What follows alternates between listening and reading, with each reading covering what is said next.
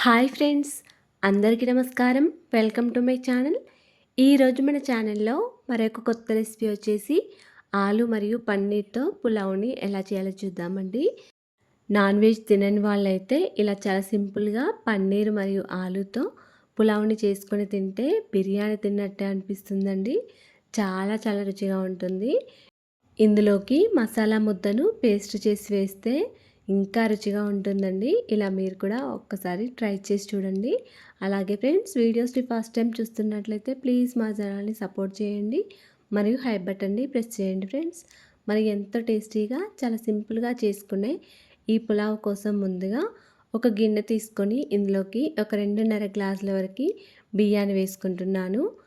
ఈ బియ్యం వచ్చేసి నార్మల్ రైసే అండి. మీరు కావాలనుకుంటే బాస్మతి రైస్ తీసుకోవచ్చు.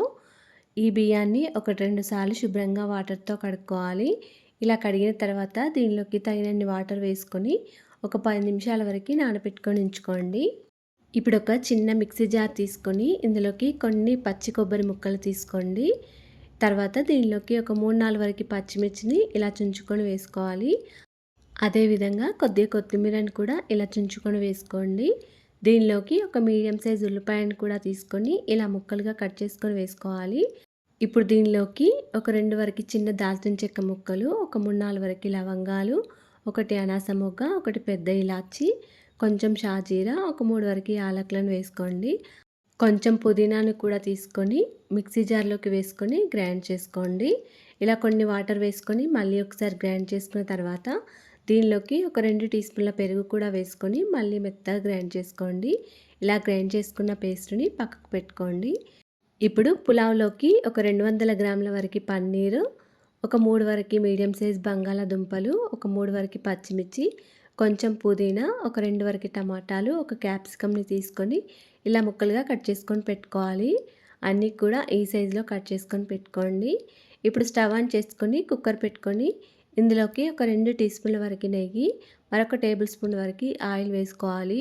నెయ్యి, ఆయిల్ వేడిన తర్వాత ఒక చిన్న దాల్చిన చెక్క ముక్క, ఒక 3 వరకు లవంగాలు, ఒకటి అనాస ముగ్గ, ఒక 2 వరకు యాలకులు, కొంచెం షాజీరా వేసుకోవాలి.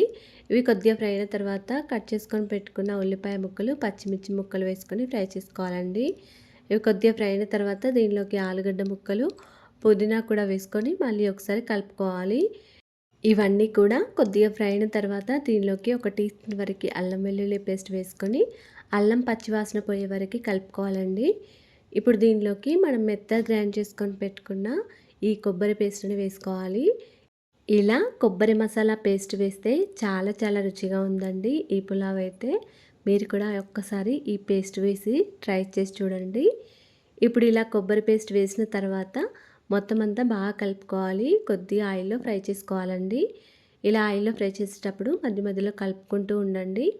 ఇలా మూత పెట్టుకొని ఒక 2 నిమిషాల వరకు ఇలాగే ఉంచుకోండి. 2 నిమిషాల తర్వాత మళ్ళీ మూత తీసేసి మళ్ళీ ఒకసారి కలుపుకోండి. ఇలా కొంచెం ఆయిల్ పైకి తేలే వరకు ఉంచుకోవాలి.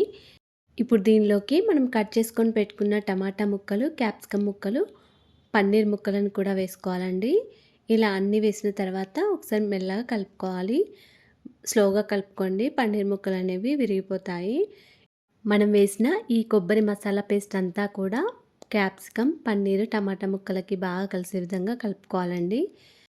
ఇప్పుడు దీనిలోకి ఒక పావు టీ స్పూన్ వరకు పసుపు, ఒక హాఫ్ టీ స్పూన్ వరకు కారం వేసుకొని మళ్ళీ మొత్తం అంతా ఒకసారి కలుపుకోవాలి. ఇప్పుడు రుచికి తగినంత సాల్ట్, అంటే ఒక టీ స్పూన్ వరకు సాల్ట్, ఒక 2 టీ స్పూన్ల వరకు పెరుగును కూడా వేసుకొని మళ్ళీ మొత్తం అంతా ఒకసారి కలుపుకోవాలండి. ఇలా కలిపిన తర్వాత దీనిపైన మూత పెట్టుకొని మళ్ళీ ఒక 2 మినిట్స్ వరకు ఇలాగే ఉంచుకోండి. పన్నీర్ ముక్కలు కొద్దిగా ఆయిల్లో ఫ్రై చేసుకోవాలండి. ఇలా కొంచెం మసాలాలో ఆయిల్లో ఫ్రై చేస్తే మనకి టేస్టీగా ఉంటాయి. ఇలా ఒక 2 మినిట్స్ తర్వాత మళ్ళీ మూత తీసేసి ఒకసారి కలుపుకోండి. ఇప్పుడు మనం నానబెట్టుకొని ఉంచుకున్న బియ్యాన్ని కూడా వేసుకొని మళ్ళీ మొత్తం అంతా ఒకసారి కలుపుకోవాలి. ఇలా బియ్యాన్ని వేసిన తర్వాత ఒక 2 మినిట్స్ వరకు ఇలా కలుపుకుంటూ ఉండండి. మనకి పులావ్ అనేది చాలా రుచిగా వస్తుందండి. ఇలా కలిపిన తర్వాత దీనిలోకి ఏ గ్లాస్తో అయితే బియ్యాన్ని తీసుకున్నామో అదే గ్లాస్తో ఒక 4 గ్లాసుల వరకు వాటర్ని వేసుకోండి. బియ్యం కొద్దిగా నాని ఉన్నాయి కాబట్టి 4 గ్లాసుల వరకు వాటర్ వేసుకున్నానండి. బియ్యం ఒకవేళ నానకుండా ఉంటే మరొక హాఫ్ గ్లాస్ వరకు ఎక్కువగా వాటర్ పడతాయి. ఇప్పుడు దీనిలోకి ఒక పెద్ద నిమ్మకాయని తీసుకొని నిమ్మరసం పిండేసుకొని వేసుకోండి. ఇలా నిమ్మరసం వేసిన తర్వాత మళ్ళీ మొత్తం అంతా ఒకసారి కలుపుకోవాలి. ఇప్పుడు ఈ కుక్కర్ మీద మూత పెట్టుకొని స్టవ్ ఆన్ చేసుకొని స్టవ్ మీద పెట్టుకోండి.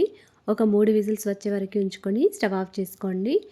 కుక్కర్ మూత పైన విజిల్లోని గాలి అంతా కూడా పోయిన తర్వాత ఇలా గరిటెతో ఒకసారి అన్నాన్ని చూసుకోండి. అంతేనండి, ఎంతో టేస్టీగా చాలా సింపుల్గా చేసుకునే ఆలు మరియు పన్నీర్తో పులావ్ని ఎలా చేయాలో చూసారు కదా. ఈ పులావ్ అయితే చాలా చాలా రుచిగా ఉందండి. ఈ శ్రావణ మాసంలో అయితే నాన్ వెజ్ తినని వాళ్ళైతే ఇలా చాలా ఈజీగా ఈ పులావ్ని చేసుకొని తినేయచ్చు. బిర్యానీతో సమానమైన రుచిగా ఉంటుందండి. ఇలా మీరు కూడా ఒక్కసారి ట్రై చేసి చూడండి. అలాగే ఫ్రెండ్స్, మా ఛానల్ని ఇంతవరకు సబ్స్క్రైబ్ చేసుకోకపోతే సబ్స్క్రైబ్ చేసుకోండి. వీడియో కనుక నచ్చినట్టయితే ఒక లైక్ చేయండి అండ్ షేర్ చేయండి. ప్లీజ్ మా ఛానల్ని సపోర్ట్ చేయండి. Thanks for watching.